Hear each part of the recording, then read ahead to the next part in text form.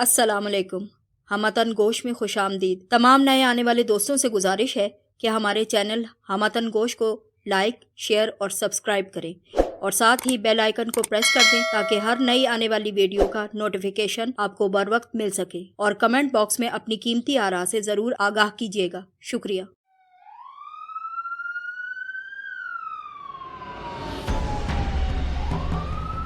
लहू के ताजरों की सफाकी और स्याहकारियों की लहू रंग दास्तान। लम्हा लम्हा दहशत, लम्हा लम्हा मौत की तरफ बढ़ती हुई कहानी। लहू के ताजर।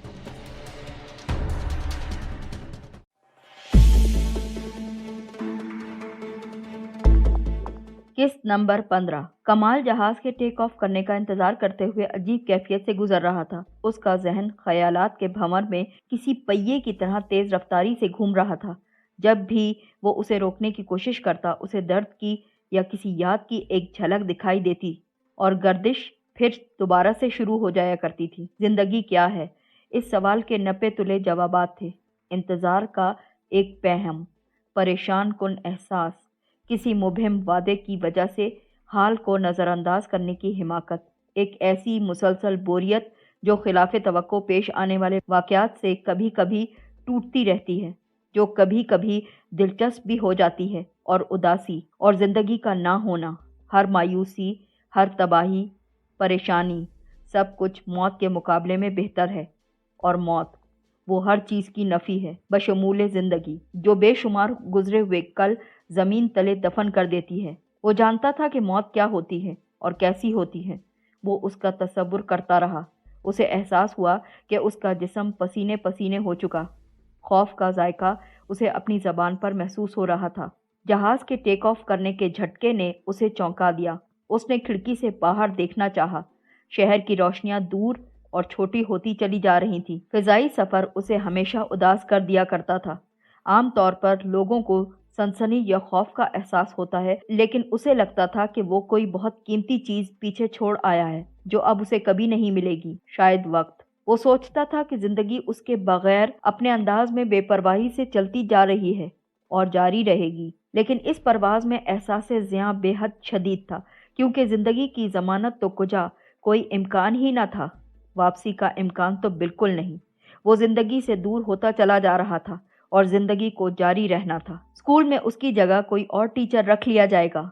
जमीलुर रहमान साहब उससे स्कूल की मुलाजमत जारी रखने पर किस कदर मुसिर थे, मगर अब उन्हें जल्द अज जल्द मुतबादिल टीचर के हुसूल की फ़िक्र होगी।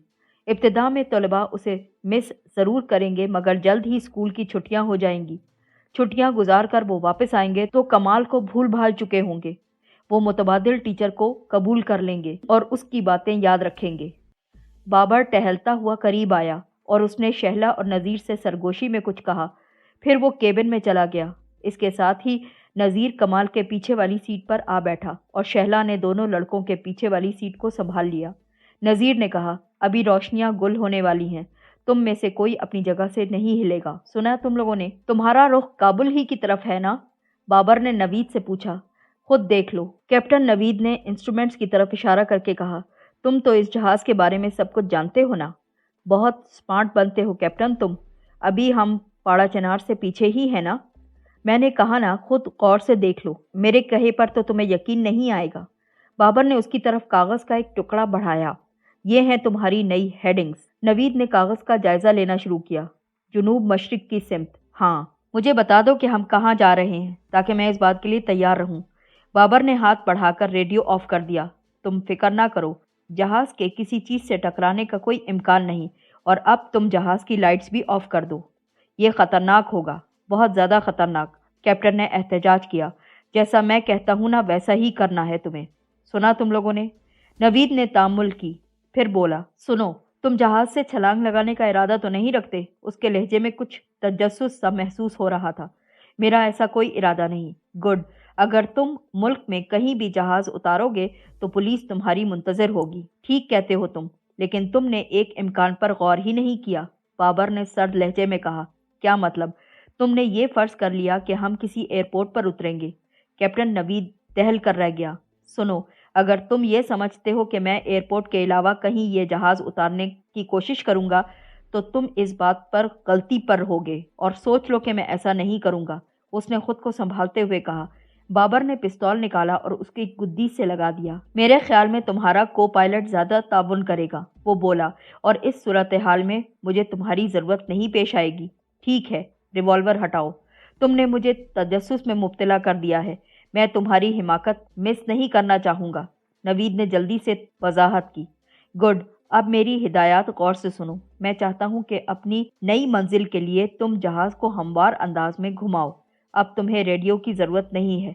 मैं तुम्हारी आंखों का काम करूंगा। मैं चाहता हूं कि अंदर से भी और बाहर से भी लाइट्स ऑफ कर दी जाएं। गुड, तुमने जहाज को सही रास्ते पर डाल दिया है। ये बहुत उम्दा टर्न था। अपनी रफ्तार 200 नॉट्स रखो। अब 25 मिनट तक हेडिंग की तरफ ही चलते रहो। बात की बात मैं तुम्हें बाद में ही बताऊंगा।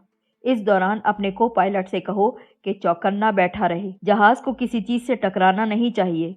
उसने को पायलट और नेविगेटर के सरों से हेडफोन उतार लिए।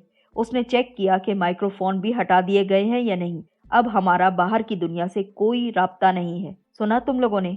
उसने मजीद कहा, तुम में से किसी ने सीट से उठने की कोशिश की तो मशकूर तुम्हें खत्म कर देगा। वो लाइट्स बुझने का इंतजार करता रहा और फिर केबिन से चुपचाप निकल आया। कमाल के लिए वो सब एक बिल्कुल नया तजर्बा था।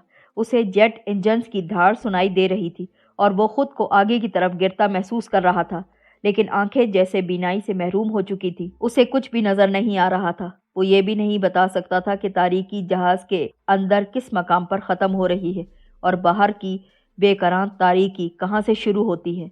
उसे ये भी याद नहीं था कि वो किस सीट पर बैठा है, दरमियानी रास्ता कितना चौड़ा है और फ्रंट से बैक तक नशिस्त की कितनी कतारें हैं। वो सोच रहा था कि नज़ीर ने खामखा ही धमकी दी कि कोई अपनी जगह से ना हिले। वो सीट से क्या उठता? जब कुछ सुझाई ही नहीं देता तो वो कैसे उठेंगे? वो उठकर खड़ा होता भी तो उसे क्या पता चलता कि वो कहाँ है और कहाँ जा रहा है। सूफिया ने उसका हाथ पकड़ा तो वो उछल पड़ा। सूफिया ने उसका हाथ मजबूती से पकड़ा हुआ था।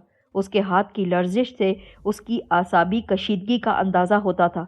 उसकी खामोशी में सूफिया के दिल की धड़कन उसे उसके हाथों में महसूस होती थी। वो चंद मिनट उसके कुर्ब की हिद्दत से महसूस होता रहा। फिर तहफ़्फ़ुज़ की वो फिज़ा अचानक ही दरहम बरहम हो गई। उसके जिस्म में थरथरी सी दौड़ गई। उसे अपने करीब किसी चीज़ की मौजूदगी का एहसास हुआ। वो क्या थी ये वो नहीं समझ सकता था। फिर एक आवाज़ ने उसे जैसे चौंका दिया। हेलो कमाल रशीद, क्या हो रहा है? आवाज़ उसके कान के बहुत करीब से आ रही थी। खासी देर हो गई है, तुमसे बात करने का मौका ही नहीं मिल सका, इसलिए कि मैं बहुत ज़्यादा मसरूफ़ था। अब बात करने आ चुका। लहजे में तमस्खर था। मगर मैं तुम्हें बताना चाहता हूँ कि मुझे अब भी तुमसे बहुत मोहब्बत है। तुम्हारी बहुत फ़िक्र है मुझे, बहुत ज़्यादा। कमाल ने खुद को पुरसुकून रखने की बहुत कोशिश की। तुम्हारी हिस्से मिज़ा नाकाबिले बर्दाश्त है बाबर। मुझे अभी तक समझ नहीं आ सका। मुझे खुशी है कि मैं तुम्हें मज़ाहिया किरदार मालूम होता हूँ, बाबर ने कहा। मुझे उम्मीद है कि तुम हंसते हुए मरोगे और मैं तुम्हारी धमकियों से तंग आ चुका हूँ। ओह, मेरा ख्याल है ये बात अब वाज़ेह हो जानी चाहिए। मैं धमकी नहीं दे रहा, वादा कर रहा हूँ तुमसे। मैं तुम्हें ये बताना चाहता हूँ कि अब 1 घंटा गुजरने से पहले पहले तुम मर जाओगे। कमाल की रीढ़ की हड्डी में सर्द सी लहर दौड़ गई। बाबर, मेरा मशवरा है कि ये काम सफाई से करना, यकीनी तौर पर सफाई से। कमाल रशीद, क्या ये धमकी समझूं? नहीं बाबर, ये भी एक वादा है। अगर मुझे मौका मिला ना तो मैं तुम्हें ज़रूर ख़त्म कर दूंगा। सुना तुमने बाबर? कमाल ने कहा, और अब वो बाबर के रद्द अमल का मुंतज़िर था, लेकिन वहाँ खामोशी के सिवा कुछ भी ना था। शायद बाबर इस अंधेरे में कहीं खिसक गया था ताकि वो उसके अल्फाज पर गौर करता और परेशान होता रहे।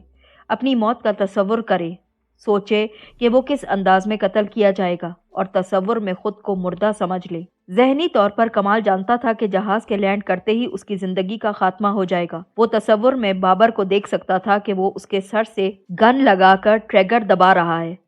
इसके बावजूद मौत उसके तसव्वुर में नहीं आ रही थी। वो तसव्वुर में अपने सर को उठाते टुकड़ों में तकसीम होते देखता रहा, खुद को खून में नहलाया हुआ देखता रहा। इसके बावजूद जिंदगी से उसका ताना बाना ना टूटा।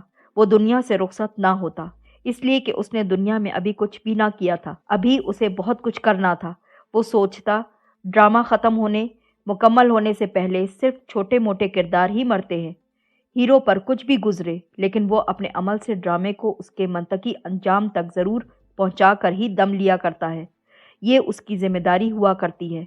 इससे पहले डायरेक्टर उसे मरने ही नहीं देता। वो बदी को ख़त्म कर देगा या बदी के हाथों ख़त्म हो जाएगा, लेकिन उसके और बदी के दरमियान फाइनल ज़रूर होगा, एक बेपनाह फाइनल। हीरो बेबसी की मौत नहीं मर सकता, कभी नहीं। हाथ पांव हिलाए, मुकाबला किए बगैर वो बदी के हाथों कैसे ख़त्म हो सकता है? नहीं, ये नेकी की, हीरोशिप की और सब चीज़ों की तौहीन होगी। ऐसा नहीं होगा। उसने खुद को कभी हीरो नहीं समझा था, लेकिन बुज़दिल भी वो कभी नहीं रहा था। वो हाथ पांव छोड़कर पूरी सुपुर्दगी के साथ इस तरह की मौत को कबूल करने का तसव्वुर भी नहीं कर सकता था, जहां उसकी मौत बदी की फतह की अलामत में मौजूद हो। बाबर एक शैतान था। वो उससे सिर्फ इतना मुतालबा करता था कि वो उसके एक इशारे पर मर जाए, लेकिन ये तो ठीक नहीं था। ऐसा रोकने के लिए कमाल को कुछ करना होगा।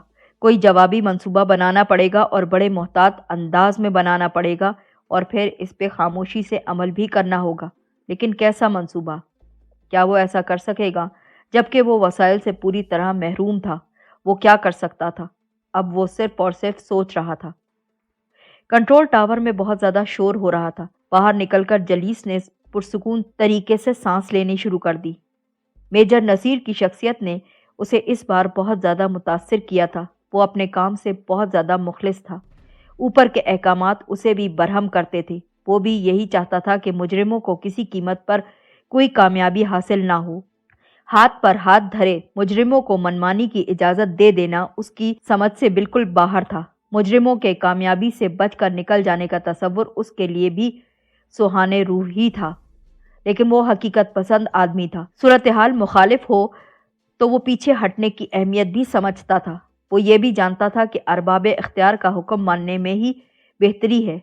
बेसबब खुद को क्यों इल्ज़ाम में धकेला जाए? जिम्मेदारी फैसला करने वालों पर ही क्यों ना छोड़ दी जाए? जलीस सोचता था कि काश वो भी उस जैसा होता, और अगर उस जैसा होता ना तो इस वक्त इतना बेसकून ना होता। सीने में दर्द का पेवस्त नेज़ा उसे बेचैन किए ऐसे न फिरता रहता। यूं मतून ना ठहराया जाता। लेकिन यह कहाँ का इंसाफ था? पुलिस ऑफिसर होने का अपना एक प्रेशर था। पुलिस के महकमे को इतना ख़राब भी समझा जाता था, इतना गैर मुस्तैद, गैर जिम्मेदार, कि एक अच्छा आदमी अच्छे पुलिस ऑफिसर पर इस असर को ज़ायल करने का इजाफी दबाव भी डाल सकता था, और एक आम आदमी अच्छे पुलिस ऑफिसर को उसकी तमाम कामयाबियों के साथ कभी भी अच्छा इंसान नहीं समझता था। एयरपोर्ट के रेस्टोरेंट में बैठे वो दोनों कॉफ़ी के घूंट लेते हुए अपनी अपनी सोचों में गुम थे। मेजर नसीर ने सर उठाकर उसे गौर से देखा। सुनो, कुछ खाया तुमने या नहीं? सैंडविच मंगवा लो अपने लिए।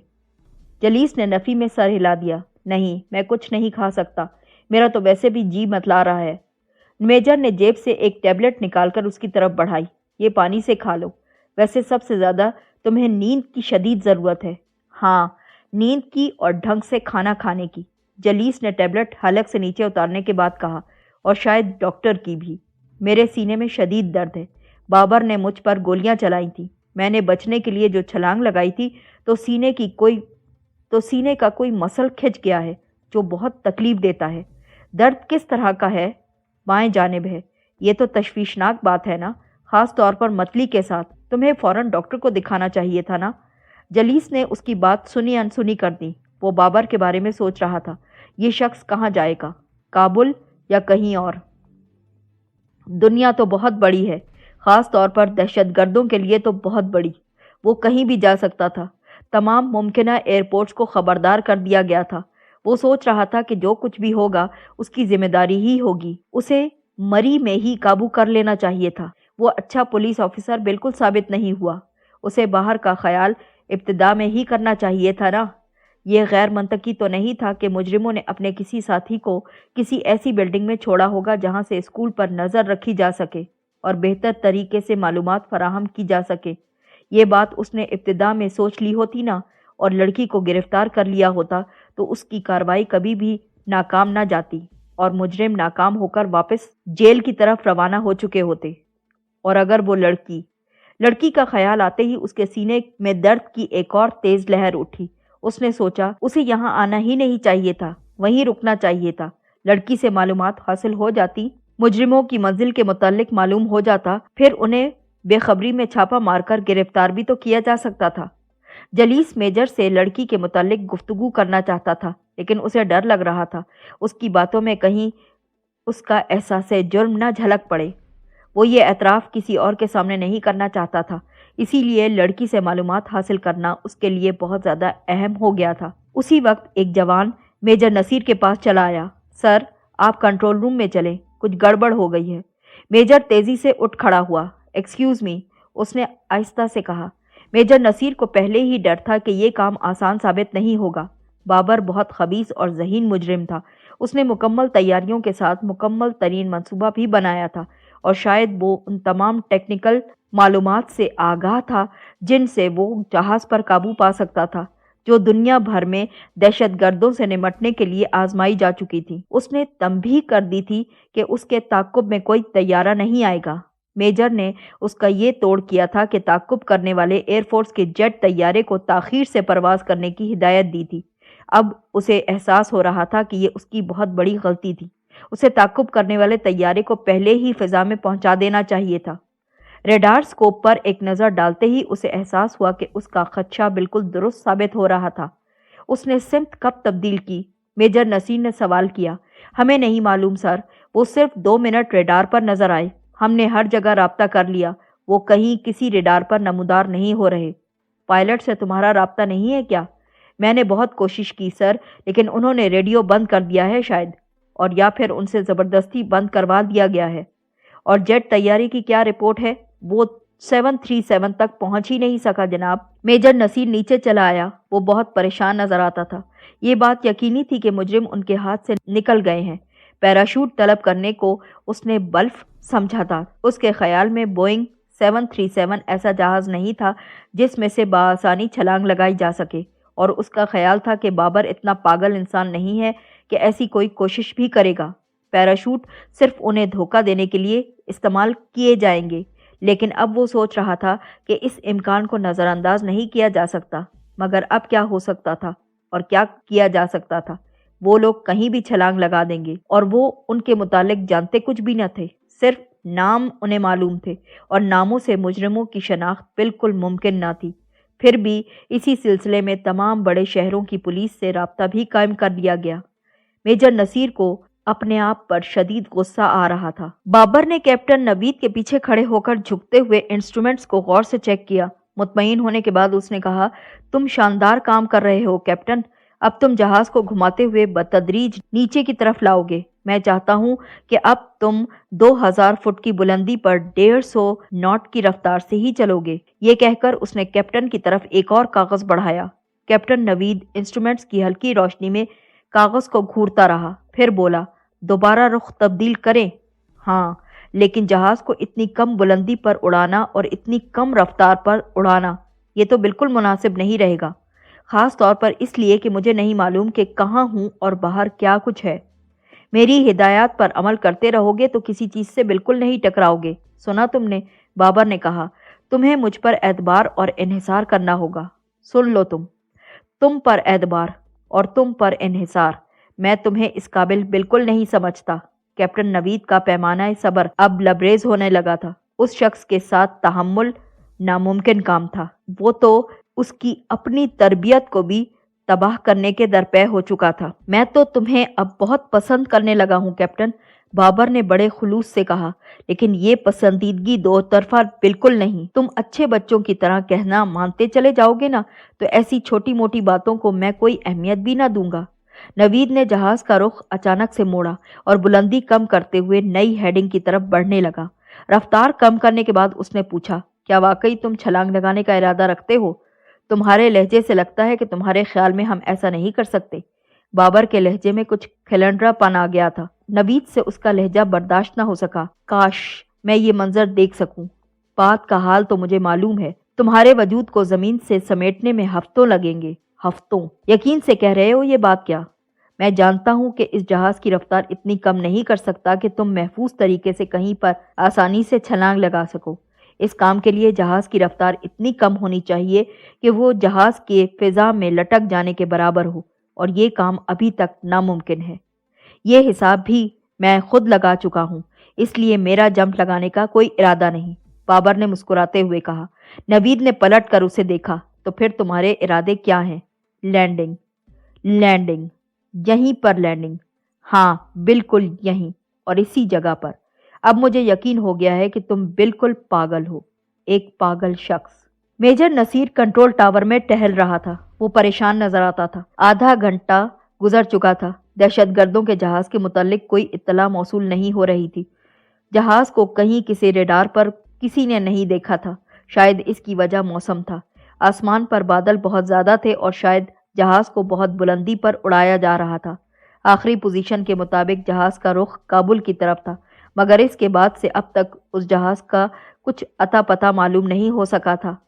اب میجر نصیر کو یہ ڈر تھا کہ کہیں جہاز کسی حادثے کا شکار نہ ہو گیا ہو۔ اس وقت فضائیہ کے کئی جہاز گمشدہ جہاز کی تلاش میں ارد گرد کے علاقے کو کھنگالتے تھے۔ ایک امکان یہ بھی تھا کہ بابر نے جہاز کسی صحرا میں اتروا لیا ہو۔ اس صورت میں صبح ہونے سے پہلے پہلے اس کا پتہ چلانا ناممکن کام تھا۔ اس صورت میں بابر کو ان پر کم از کم 8 گھنٹے کی سبقت حاصل ہو جاتی، اور 8 گھنٹے میں تو پورا گروپ یوں غائب ہوتا کہ اس کا سراغ کبھی بھی نہ مل سکتا تھا۔ وہ ٹہلتے ٹہلتے جلیس کے پاس رک گیا۔ اب مجھے پریشانی ہوتی ہے، اس نے کہا۔ تم اسپتال سے چیک تو کرو۔ اس لڑکی کی اہمیت اب ہمارے لیے کچھ زیادہ ہی بڑھ گئی ہے۔ اب ہمارے پاس وہی ایک آخری کلو رہ گیا ہے۔ جلیس کا درد ویسے کا ویسا ہی تھا۔ وہ کسی مریض کی مانند نظر آنے لگا تھا جسے نیند آتی ہو لیکن پوری طرح سے سو بھی نہ پاتا ہو۔ کچی نیند میں ہی معمولی سی آہٹ پر اچانک سے جاگ پڑتا تھا۔ اس وقت میجر نصیر کے الفاظ نے اور مجرموں کی ساتھی لڑکی کی یاد نے اسے پھر اچانک سے جگا دیا تھا۔ میں ابھی فون کر کے پوچھتا ہوں، اس نے کہا، اور برابر والے کمرے کی طرف چلا گیا جس میں فون رکھا تھا۔ میجر نصیر پھر مضطربانہ انداز میں ٹہلنے لگے۔ لڑکی واقعی اب بہت زیادہ اہمیت اختیار کر چکی تھی۔ وہ بتا سکتی تھی کہ مجرموں کا منصوبہ اب کیا ہے۔ اگر وہ لینڈ کر چکے ہیں تو لڑکی سے حاصل ہونے والی معلومات کی روشنی میں وہ تیزی سے جہاز تک پہنچنے کی کوشش کر سکتے تھے۔ وہ یرغمالیوں کو بچانے اور دہشت گردوں کو پکڑنے کی کوشش میں مصروف ہو سکتے تھے۔ اس نے رک کر ریڈیو کی طرف غور سے دیکھا۔ یہ ایک اور مصیبت تھی۔ وزیر داخلہ اب تک متعدد بار اسے مخاطب کر چکے تھے۔ ان کی پریشانی قومی بھی تھی اور ذاتی بھی، لیکن ان کی کال ہر بار اس پر موجود دباؤ میں اضافہ کر دیتی تھی۔ وہ جہاز کے اوجھل ہو جانے کو اس کی غیر ذمہ داری سمجھتے تھے، اگرچہ انہوں نے اس بات کا اظہار تو نہیں کیا تھا۔ وہ انہیں بتا چکا تھا کہ اس کی طرف سے کوئی کوتاہی نہیں کی گئی۔ دہشت گردوں نے منصوبہ بناتے وقت آخری تمام جزیات تک کا خیال رکھا تھا، اور پھر قسمت بھی ان کا ساتھ ہی دیتی تھی۔ وہ فون کی طرف بڑھا تاکہ جلیس سے صورتحال معلوم کر سکے، لیکن کمرے میں جو کچھ نظر آیا وہ اس کے لیے تیار نہ تھا۔ جلیس دیوار سے ٹیک لگائے کھڑا تھا۔ اس کے چہرے پر موت کی زردی آ چکی تھی۔ نصیر کو دیکھ کر وہ لڑکھڑاتا ہوا اس کی طرف بڑھا، مگر درمیان میں ہی اس کے جسم کو تشنج کا جھٹکا لگا اور وہ دوہرا ہو گیا۔ نصیر نے آگے بڑھ کر اسے سنبھالا۔ جلیس نے سر اٹھایا۔ اس کا چہرہ ٹوٹ پھوٹ کا شکار ہو رہا تھا۔ اسی لمحے اسے دوسرا جھٹکا لگا اور وہ نصیر کے ہاتھوں سے چھوٹ کر فرش پر گرتا چلا گیا۔ نصیر اس کے پاس گھٹنوں کے بل بیٹھ گیا۔ لفظ جلیس کے ہونٹوں سے ٹوٹ ٹوٹ کر ادا ہو رہے تھے۔ وہ آپریشن کے دوران مر چکی ہے، اور پھر وہ ایک طرف کو خود بھی لڑک گیا۔ میجر نصیر نے اسے سیدھا کیا، اس کے سینے پر ہاتھ رکھا۔ نبض ٹٹولنا چاہی لیکن کہیں کچھ نظر نہ آیا اور کچھ بھی محسوس نہ ہوتا تھا۔ سانسوں کی ڈوری جیسے ٹوٹ چکی تھی۔ میجر نصیر کئی لمحے ساکت اور صامت بیٹھا رہا۔ اس کے ذہن میں آندیاں سی چل رہی تھی۔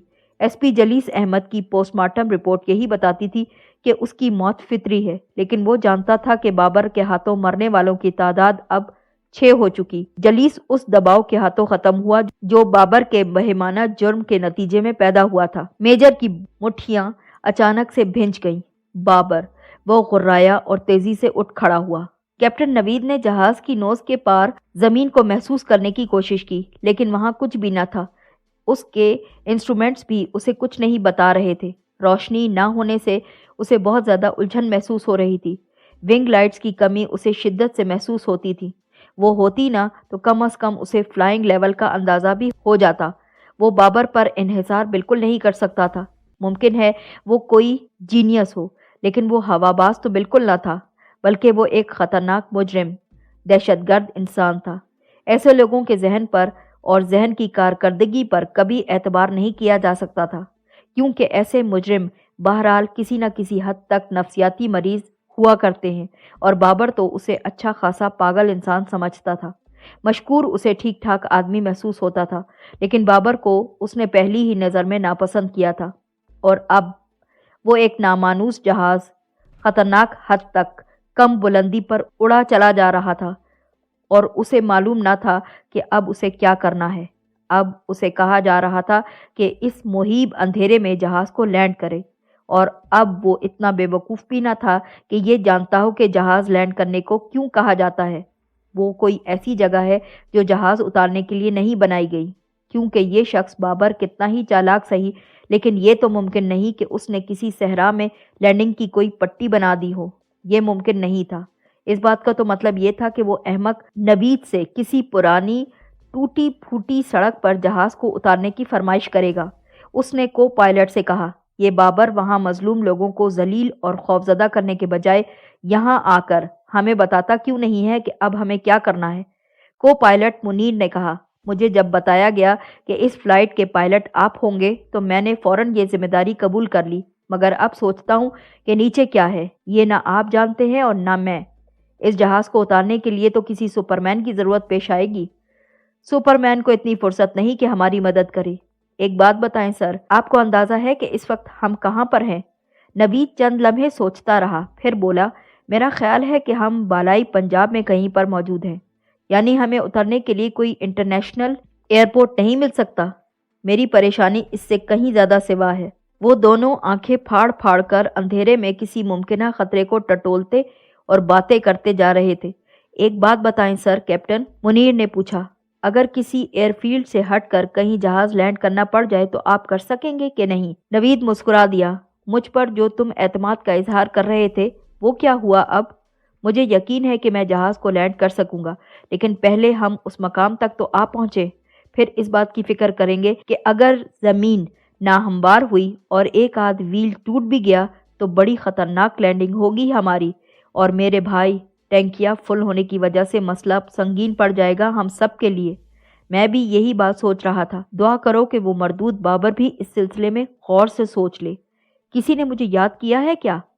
بابر کی آواز اچانک سے پیچھے سے ابھری۔ وہ اسی لمحے کیبن کے اندر داخل ہوا تھا۔ یہ جوتے تمہارے بہت زبردست ہیں، ساؤنڈ پروف جوتے، نوید نے کہا۔ تم اچھے خاصے مسخرے ہو کیپٹن، اچھے خاصے مسخرے۔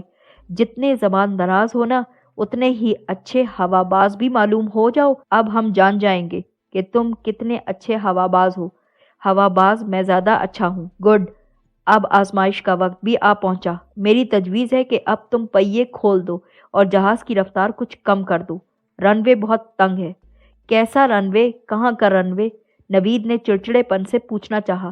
کھڑکی سے باہر تو دیکھو، جب دیکھو گے نا تو تمہیں اپنا رن وے غور سے نظر آ جائے گا۔ کیپٹن نوید نے کھڑکی سے باہر دیکھا۔ ہلکی روشنی میں اسے دو متوازی سیاہ لکیریں نظر آئیں۔ پٹی واقعی بہت زیادہ تنگ تھی اور بہت زیادہ مختصر نظر آتی تھی۔ اس پر جہاز اتارنا بہت دشوار کام تھا۔ اس سے تو اچھا تھا کہ تم مجھ سے ماچس کی ڈبیا پر لینڈنگ کروانے کی فرمائش کر دیتے۔ سنا تم نے؟ یہ ماچس کی ڈبیا نہیں ہے کیپٹن، لیکن تمہارے پاس غلطی کی کوئی گنجائش بھی نہیں۔ اگر یہ ٹھوس رن وے نہیں ہے نا تو جہاز اسے کھود ڈالے گا اور دھنس جائے گا اس کے اندر، نوید نے کہا۔ اس نے جہاز کے پہیے کھول دیے اور اب رفتار بہت کم کر رہا تھا۔ مجھے داد دینی پڑے گی تمہیں، بابر نے مربیانہ انداز میں کہا۔ میں نے بہت سوچ سمجھ کر اس جگہ کا انتخاب کیا۔ کتنا خوبصورت رن وے ہے، کتنا خوبصورت۔ یہ جانتے بھی ہو یہ کیا ہے؟ تم ہی بتا دو کہ کیا ہے، کیپٹن نوید نے بیزاری سے کہہ دیا۔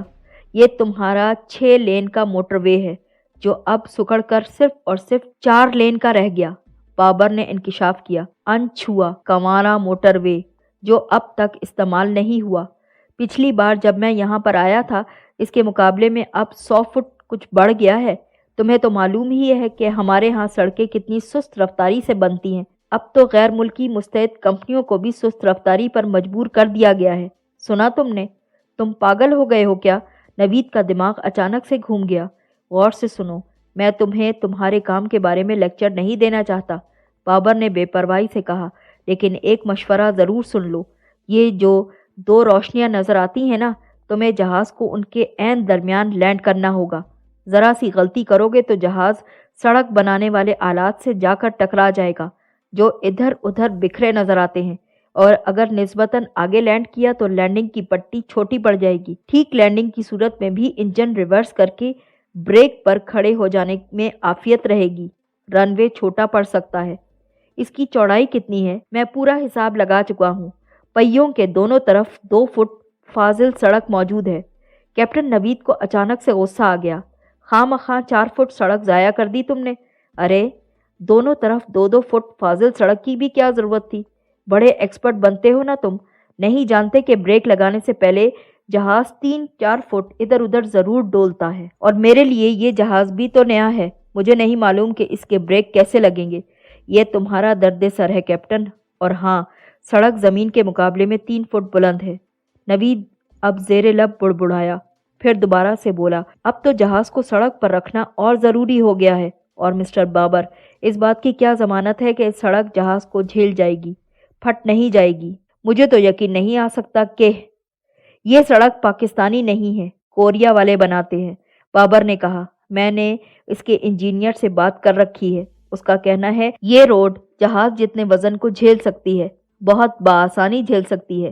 یہ نہ سمجھنا کہ میں نے اس سے جہاز کا پوچھا تھا، میں نے بس وزن تجویز کرتے ہوئے پوچھا تھا کہ اتنے دباؤ پر روڈ کی کیا کیفیت ہوگی۔ اس نے کہا تھا کہ سڑک بس کہیں کہیں سے معمولی سی چٹک سکتی ہے، ایسی کہ اس کی مرمت میں زیادہ دیر بھی نہیں لگے گی۔ یہ غلط ثابت ہوا تو وہ ہم سب کو سڑک کے ساتھ دھلوا دیں گے اور کنارے پر بورڈ بھی لگوا دیں گے، اس سڑک کو کرش ٹیسٹ کر لیا گیا ہے۔ نوید نے چڑھ کر کہا، میرا خیال ہے اب تم زبان کی تیزی کا مظاہرہ کرنے کے بجائے صرف اور صرف لینڈنگ کی فکر کرو، اور اتنی چھوٹی اور تنگ جگہ پر لینڈنگ تمہارا ایک کارنامہ ہوگی۔